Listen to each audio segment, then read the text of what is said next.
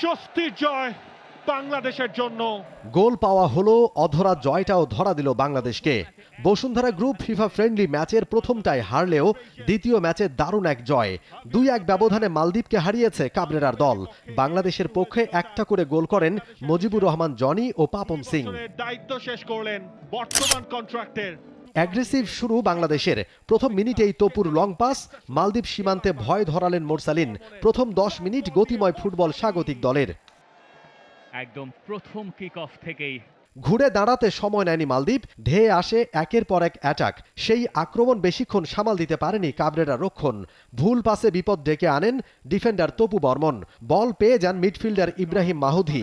সেখান থেকে প্রথম ম্যাচে মালদ্বীপের জয়ের নায়ক আলী ফাসির 23 মিনিটে প্লেসিং শটে ডিফেন্ডার সাদ আর গোলকিপার মিতুল মার্মাকে বোকা বানাতে কোনো অসুবিধাই হয়নি মালদ্বীপ মিডফিল্ডারের। আরও একটা আর্লি লিড মালদ্বীপের। আরও একবার হারের শঙ্কা বাংলাদেশের। কিংস অ্যারেনায় গ্যালারিতে রাজ্যের নীরবতা। 40 মিনিটে রাকিবের কাটব্যাক থেকে ফাহিমের দারুণ এক চেষ্টা আশাবাদী করে দর্শকদের। ওই চেষ্টাটাই প্রভাব ফেলল গোটা টিমে। উজ্জীবিত বাংলাদেশ কয়েক মিনিটে সাজালো আক্রমণের পসরা। নিজেই ট্রাইটা করলেন। 43 মিনিটে জাত চেনালেন দিনাজপুরের wonder boy Mujibur Rahman Jony. Starting 11-এ ফেরার ম্যাচে করলেন চোখ ধাঁধানো গোল। সমতায় ফেরার উচ্ছ্বাসে আত্মহারা গোটা কিংস অ্যারেনা।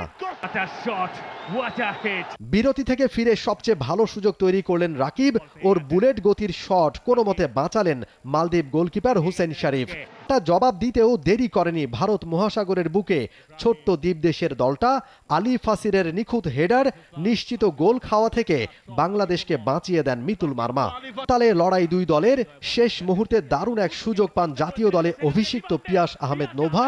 গোল করতে না পারার আক্ষেপে পোড়ালেন ফুটবল ভক্তদের। মাঠে নেমে বাংলাদেশের সুপার সাব পাপন সিং। ওর দৃষ্টিনন্দন গোলেই বছরের দ্বিতীয় জয়ের স্বাদ পেল বাংলাদেশ।